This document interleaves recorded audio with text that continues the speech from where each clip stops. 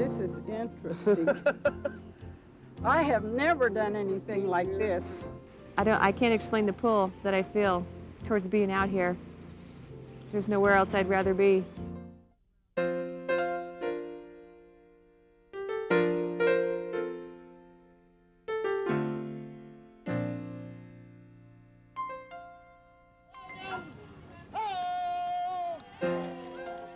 With everything in readiness, the command is given, and our 60 wagons are on the way. And we could sing, we've left the realms of safety. We were stopped once by the Indians. There were 1,000 of them. They could have easily killed us all. July the 5th. We were camped on a small stream called Gooseneck Creek. It was here my sister Mary Louise was born. A meeting was held. It was decided we could go no further. The snow so deep and no food. We were doomed to starvation. While many may say our toil was in vain, to enter such a desolate land, someday this journey will be remembered as our legacy west.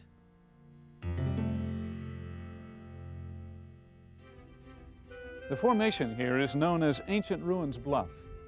The Vanguard expedition passed here on May 22nd, 1847, and gave it that name because they thought it resembled the ruins of an ancient city. The face of the land had certainly changed from the farms of eastern Nebraska they left behind. This was a land of mystery. Along the trail they found the bones of animals, many of which were petrified. According to their journals, this was a place of buffalo, rattlesnakes, and antelope, a land of desert flowers, sagebrush, and buffalo grass. For the reenactment company, the excitement of new sights was similar. The farmlands to which they were accustomed were now transformed into the majestic vistas of open prairies. On May 26th, a cold, rainy Monday, leaving the Ash Hollow area, they made their way to Oshkosh, from Oshkosh to Lisco, from Lisco to Broadwater. Here the landmark bluffs of western Nebraska were in sight. From Broadwater they traveled to Bridgeport, and from Bridgeport through Bayard and into Scotts Bluff. The borders of Wyoming would be less than 50 miles away.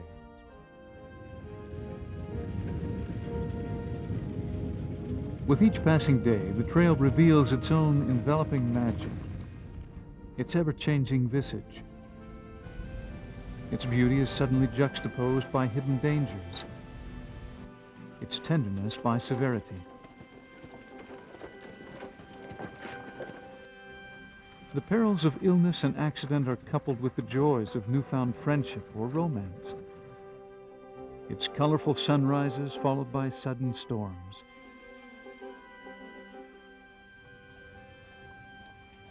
In this respect, the trek of 1847 was no different from the present reenactment. The role of the outrider is to help teamsters control horses in times of need. But in a land of prairie dog holes, even the best of riders encounter the hidden dangers of the trail. As the wagon train moved across the prairie of northwest Nebraska, Walter Okamoto was thrown from his horse. Fearing his leg was broken, he was stabilized and taken quickly to a hospital. I have break. I go 2 meters, neben him. Yes. Did you hear it break? Yes. Yes. His leg break? I think so. I'd had broken bones before, and it felt to me like it was broken. Careful there, guys. You crazy? Oh, I'm sorry. It's all right. Need a blessing, Walter. Yeah, that wouldn't be a bad idea. After they put me in the van, Bruce Newbold and President Cornell, Jared Cornell, gave me a blessing. And in the blessing, I was given certain promises, and I could just feel the Spirit. I could feel the pain subsiding quite a bit.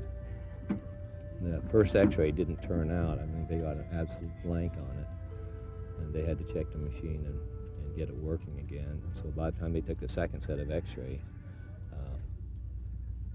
the pain had just changed to a dull ache, where there was no sharp pain or numbness or anything. All the numbness had gone away. And the x-ray showed that it was the bone was perfectly straight.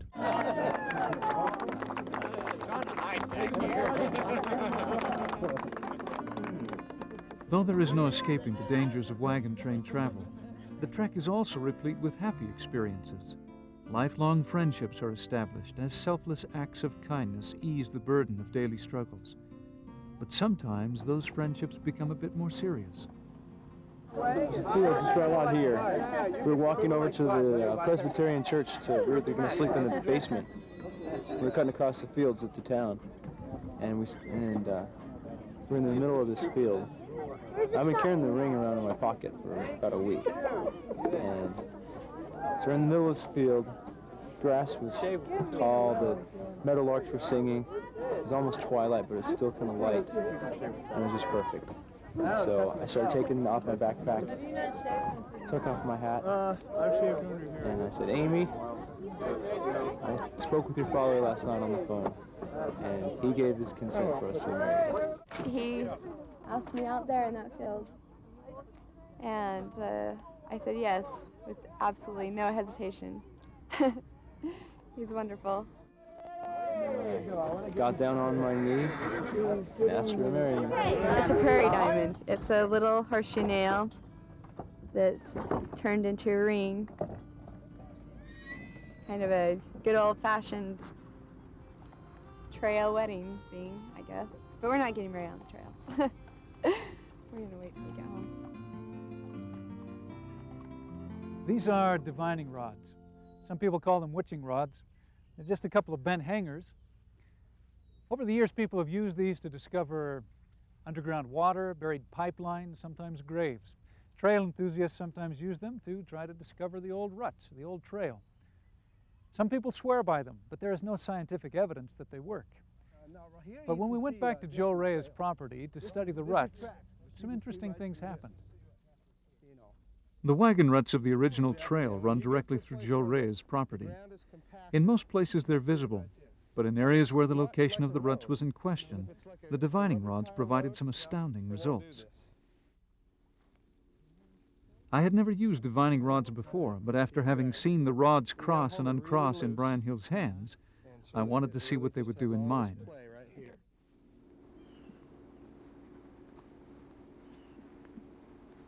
Look at that. It's amazing. Even Joe Reyes and his wife gave the rods a try. Amazing. It's doing it on its own. This is interesting. I have never done anything like this. Never. It brings history back into the hearts of people that walk through this trail.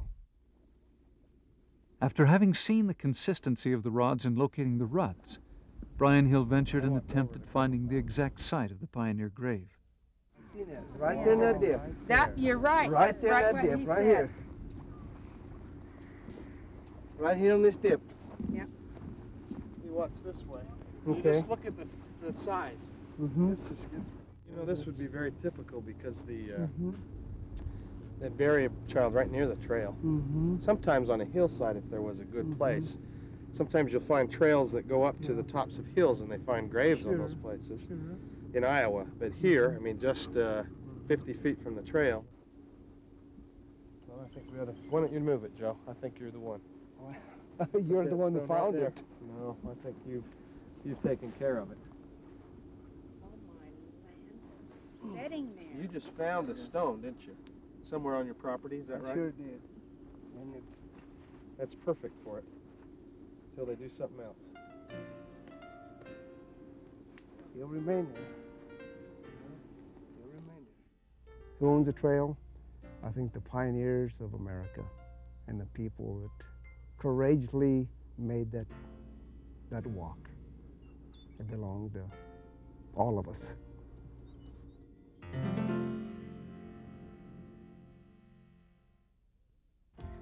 Of the women on the trail, it can truthfully be said that they were certainly as stalwart, brave, and resourceful as any man. Perhaps more so. They came in all ages and sizes and shapes, and backgrounds, but they all worked together as one. Oh, thank the Lord for the sisters who could create a palatable meal out of anything between a seagull lily and boot leather.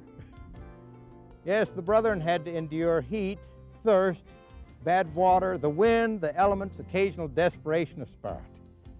And the sisters had to endure all of that, and the brethren. May the Lord bless them.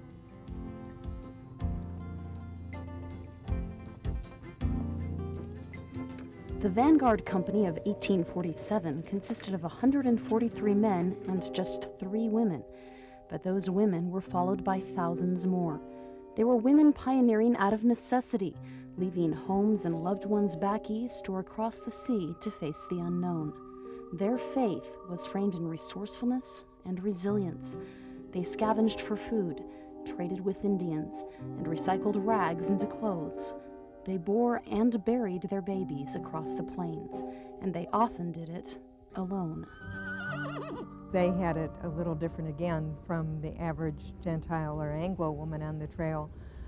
Mormon women often migrated with their children without a husband because the husband might be serving in the Mormon battalion or off on a religious mission. So there are many, many cases of women heading families.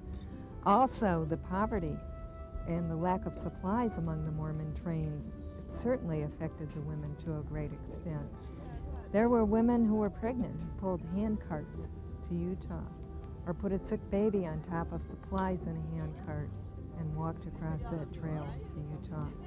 They encountered things that Gentile women wouldn't even wanted to have dreamed of even in their worst nightmares. We decided that the pioneers don't have bad hair days. They just had bad hair all the time. So we don't care what we look like. Number one quote on television. Yeah. The independent circumstances of the women on the trail today are strikingly similar to 150 years ago. Of the 151 people traveling the full distance, 9 women are alone, and 5 more are alone on the trail with children. I can't explain the pull that I feel towards being out here. There's nowhere else I'd rather be. Believe me, I laid awake for 2 months, literally. I laid awake at night. Pros, cons, go, don't go, foolish nonsense, once in a lifetime chance. So here I am. One of the things I've really struggled with since I've been a single parent is, what could I do that I wouldn't be able to do if I wasn't in this situation? And this is really one of them. One of the things that's like a once in a lifetime opportunity to sort of test your mettle, not just physically, but emotionally and spiritually. And I'm always up for that kind of a challenge. I spent the last 10 years of my life working 68 hours a week. And I just decided that it's something I really wanted to do and decided that I needed to enjoy my life. Anyone who is out here has had to make the commitment that this is top priority in their life. I tried to get ready to come. I felt like I was Cinderella getting ready for the ball because my family would not assume my responsibilities to enable me to get ready to go. They felt like, well, when you're gone, then we'll do it. I stayed up all night before I left to come out here. And at one point, I thought, I just can't go. And I thought, well, if I were to die, I would go.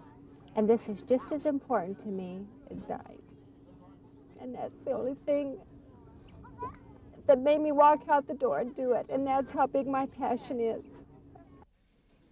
I don't have the petticoats, and usually they would have had a skirt like this, and they would have had slips and petticoats and a lot more underneath it to get caught on stuff. There were a lot of accidents originally with women, and I strongly believe it's a function of the clothing they wore. Though the days were often dull, there were other times when the excitement was almost more than these prairie women needed, as Rachel Lee found out near the end of her journey. As she walked beside her wagon, delighting in the wind that cooled her a little as she trudged along, an unexpected gust whipped her skirts into the wagon wheel. Before Rachel knew it, her skirts were being wrapped around and around the hub. She screamed for help as she tried to extricate them, but in an instant they were being drawn so tight that she could only grasp 2 spokes in her hands, her feet between 2 others, and make a complete revolution with the wheel. The wagon was finally stopped, and Rachel found herself almost right side up, but still tightly bound to the wheel. Everyone gathered around, trying to decide how to get her loose. There was no question of cutting her clothing, as that would mean one less item for wear that she needed badly. Her shoes were unlaced. Then, as one woman held a blanket to protect her from curious eyes, she was plucked from skirt, petticoats, and shoes, clean as though they were skinning the legs of a chicken. Later, as the clothing was easily removed from the wheel and in the privacy of her wagon, Rachel shook them free of wrinkles and put them on again. As she took up her walk again, she kept a wary distance from the wheels.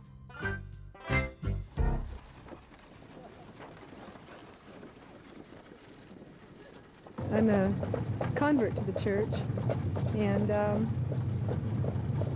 I wanted to come out here and just show appreciation to the pioneers that came. I feel like they're mine too, and I also want to build a legacy for my own family. We're the first generation in my family that are members, and this just seemed like a really exciting opportunity to do that. And I just wanted to come out and have some fun. It's been really nice being on my own, but a lot of these guys, you know, they don't expect to find women teamsters, and so I know a lot of them were kind of not really knowing what to expect from me, but now I've pretty much shown that I do kind of know what I'm doing, and sometimes I wish I had more help than others. I've got a lot of determined ancestors behind me, and so I'm like taking on the determination that I'm going to make it, and by myself or with help, it's, you know, I'm still going to make it. We have one lady here with her 4 daughters. Christina's 11, Emily's 13, and Jennifer's 15, and then I have an older son, just 26, Rob. And I'm just in awe of her, even though she's not a horsewoman herself and admits it. Just, I mean, it won't even be light out yet, you know, and I'm staggering around there trying to get my horse saddled, and which is all I have to do basically. And she's out there with a fire cooking oatmeal, you know. And we all have to be ready to go at the same time. So she had to get up a lot earlier than I did. It must have been so hard. There have been times, even though we've been so many people around us, you know, there's so many people on the train, I've gone back to my tent sometimes at night and thought, can I really do this? Can I carry on to the end? Because I'm really, you know, really beginning to miss my family. And I thought, well, that was partly one of the reasons I came out here too, was to test my endurance, and so I could give my own children something to look back on, you know, and say, well, you know, Mum endured this, you know, we can endure this that we're facing in our life, you know. Just because I'm a mom and I have to bring my child along with me, then I do. I want her to experience everything she can experience. If she can come on this trip and experience all these things that we do and know that there's a freedom and know that there's a faith, she's got to feel the Spirit. She's got to feel it too, even at 4. Then maybe she'll go out. Maybe she'll be an adventure seeker. Maybe she'll be somebody that won't be afraid to step out and do something if she's been a part of it. If she knows that, well, Mom wasn't afraid. Mom took me when I was 4 and we went and we camped and we did the hand carts and stuff, and she wasn't afraid to do it. So maybe when the time comes and she's got to be strong in the church over some reason, or she's got to do something, maybe she'll be, can only hope and pray she'll be strong enough to say, well, I'll just do it then, you know, and buckle down and do it and have the determination. These women are not just remembering those who have gone before. They're carving out a new legacy of faith to leave to their own posterity. And it's a legacy with a cost, the price of going the trail alone.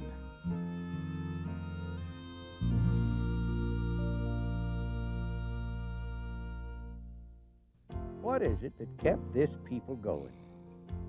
Was it the hope for gold and silver and riches on the other end? No, not in the least. Was it the fear of persecution, mobocracy, and all the indignities that had been forced upon us by the federal government? No, but that got us on the road in the first instance. The thing that kept one foot in front of the other for most of 1,000 miles or more was the pure, simple faith in God the Eternal Father, that He had prepared a place for us, that there was a place where we could go and worship Him without any interference, our holy home. Let Zion in her beauty rise, her light begins to shine. Ere long her King will rend the skies, majestic and divine. The gospel spreading through the land, a people to prepare to meet the Lord and in expand, triumphant in the air. Ye heralds, sound the gospel trump to earth's remotest bound. Go spread the news from pole to pole in all the nations round, that Jesus in the clouds above, with hosts of angels too, will soon appear His saints to save, His enemies subdue. That glorious rest will then commence, which prophets did foretell, when Christ will reign with saints on earth and in their presence dwell.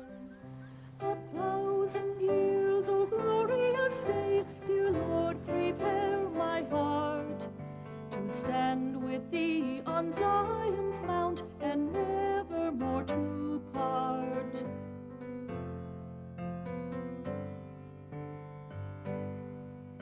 Then when the 1,000 years are past and Satan is unbound, O Lord, preserve us from his grasp by fire from heaven sent down, until a great last change shall come to immortalize this clay.